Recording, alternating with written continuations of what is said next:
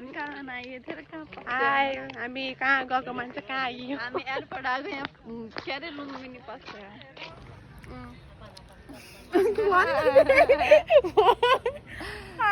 भन के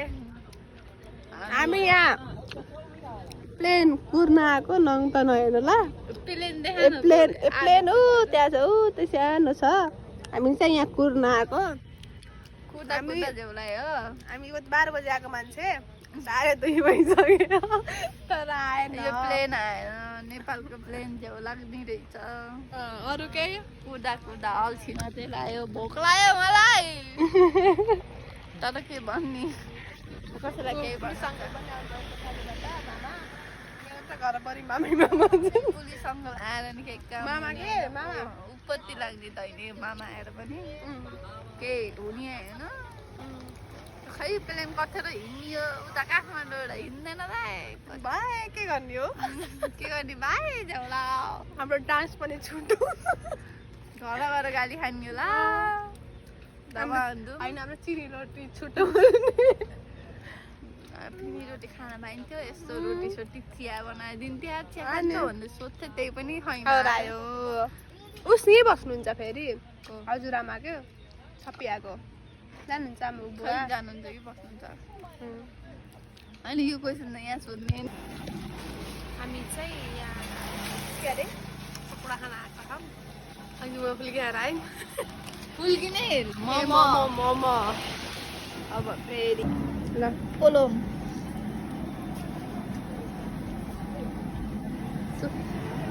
बाङ्के हो के बनाउने नाइस नाइस फेरि कस्तो लाग्यो तिमीलाई वर्थ इट अर नट यस अब खाना न त भेटिन्छ हामीले समोसा लिएर जान लाग्यो हामीले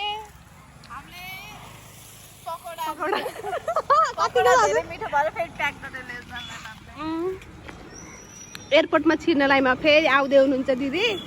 अब एयरपोर्टमा जाने हो लिनलाई ल हेलो गाइस हामी अब एयरपोर्टमा छिर्दैछौँ हामी दिदीलाई लिन जान लाग्यो प्लेन आउँदैछ अब सामान बोकेर खानेकुरा बोकेर के गर्ने यस्तै छ प्लेन ढिलो भएर नेपालको प्लेन भनेपछि यस्तो ढिलो हुन्छ नि लास्टै ढिलो त्यहाँ जाने हो त्यहाँ प्लेन आउँछ नङ चाहिँ इग्नोर गरिदिनु होला मेरो नङ हेरिदिनु नि त यिनको त राम्रो छ यिनी त मान्छे नै राम्री यिनी हिँड्दैछन् प्लेनकोतिर हामी पनि जाँदैछौँ अब अनि अब हाम्रो दाइको बिहा आउँदैछ अब हाम्रो लाइक हान्नु होला सेयर गर्नु होला अनि साथीहरूलाई सब्सक्राइब गर्नलाई भनिदिनु होला हामी त्यही अपेक्षा गर्दछौँ त्यही भन्ने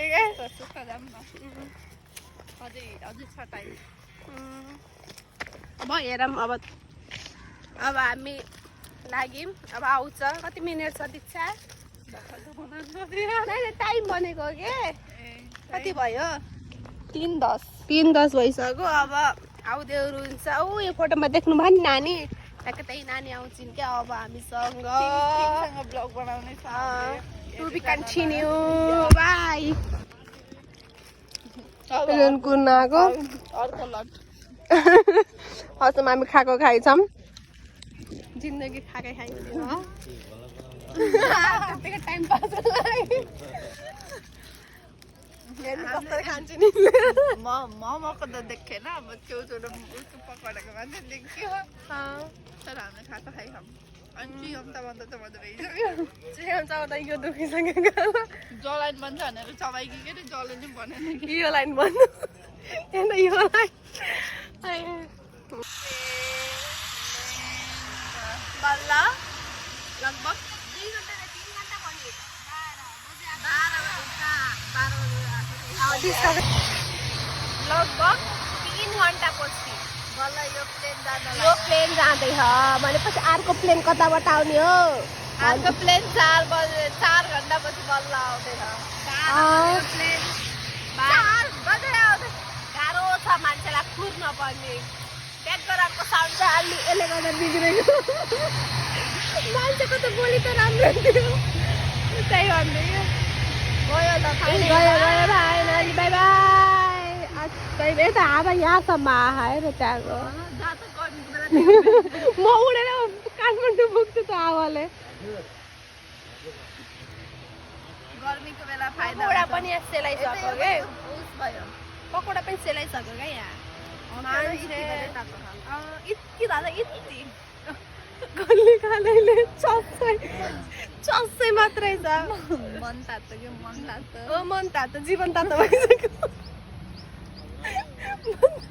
के अघिको के डाइलग अरे ए बिचमा ट्राफिक त के भन्नु मलाई लाग्छ भाइ के हो फाइनल्ली ट्रेन आयो मेरो आँसु पनि निस्किन लागिसक्यो मलाई कति बिचमा ट्राफिक थियो 4 घण्टा पछिको यो नेपाल काम छैन बिचमा पुस्थ्यो नि त के भन्छ अरे खड्डा थियो के भन्छ त्यसलाई नेपालको बाटो नेपालको तलतिरको बाटो त बिग्रेको थियो अब आकाशको बाटो पनि बिग्रेको रहेछ त्यही भएर अलि ढिला भयो 12 बजे हिँडेको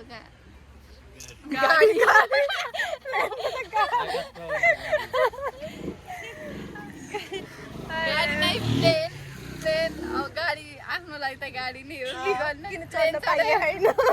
हामीलाई गाडी सुविधा औकास बारे चढ्ने अब पैसा हुनुपर्छ यस्तो दाम हुनुपर्छ कि कन हाम्रो दाम जति यहाँ लाउँदा लाउँदा गयो यहाँ लाउनु पनि छैन भन्नु यहाँ लाउँदा त अलि राम्रो हुन्थ्यो के अनि यस्तो बिबिरा त हुन्थेन होइन चाम्रो अब त ए बसौँ फेरि अब काटा भित्र जाँदैछौँ दिदीले ल्याउनको लागि दिदी आमा र नानीलाई ल्याउनको लागि मुख्य समाचार लास्टै मुख्य समाचार यहाँ अब जाने हो यहाँभित्र यसको स्याहार सबलाई सरप्राइज दिन्छ अब तर होइन कन्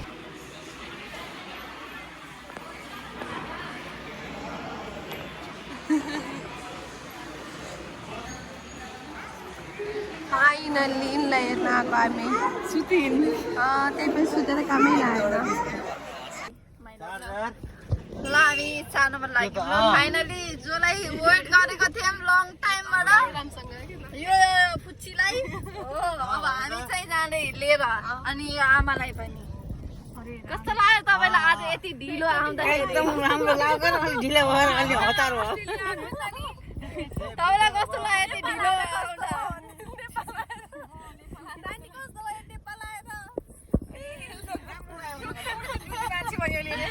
हामीलाई चाहिँ अब हामी चाहिँ घर गएर हेर्छौँ रियाक्सन सबको कस्तो हुन्छ अब